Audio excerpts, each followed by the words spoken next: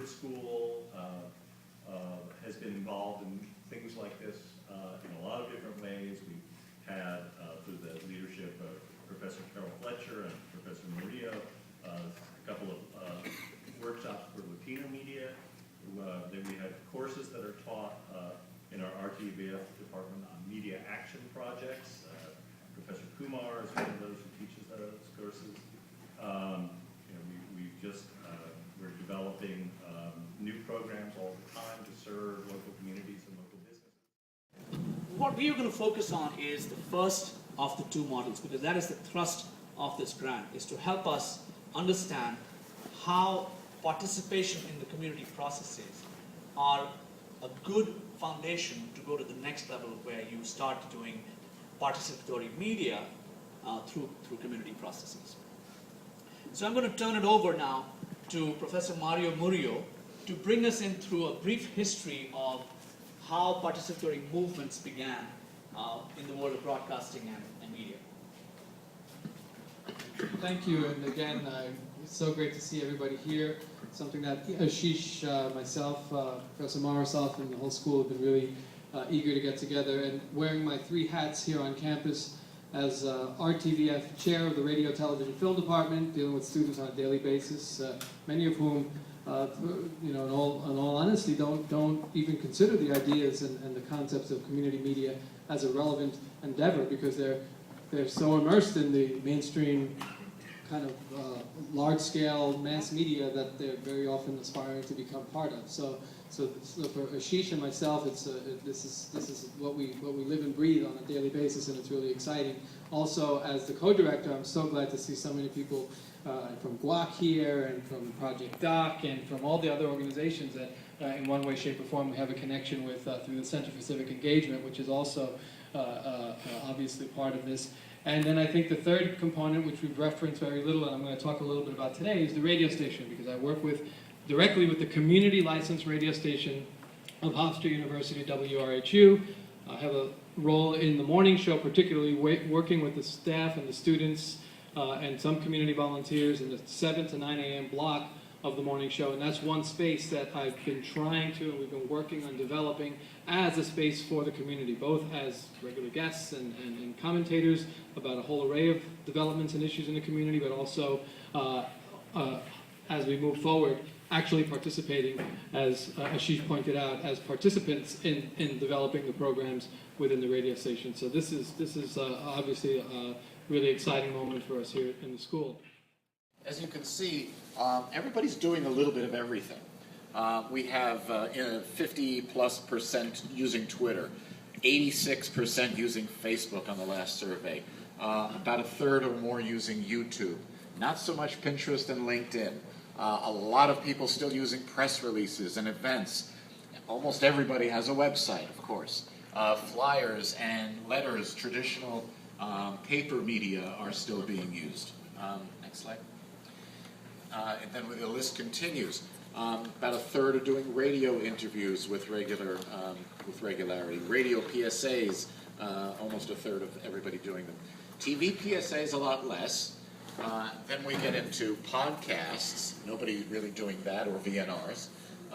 SEO, search engine optimization, which we'll touch on today. Only not even a quarter of the groups are involved with SEO. But people are doing TV and media advisories and blogs. They're about 20% doing blogs and other types of media. So these are the tactics and tools. Here's the problem. If everybody's trying to do a little bit of everything, are you doing anything really, really well? And that becomes an issue for nonprofits as well.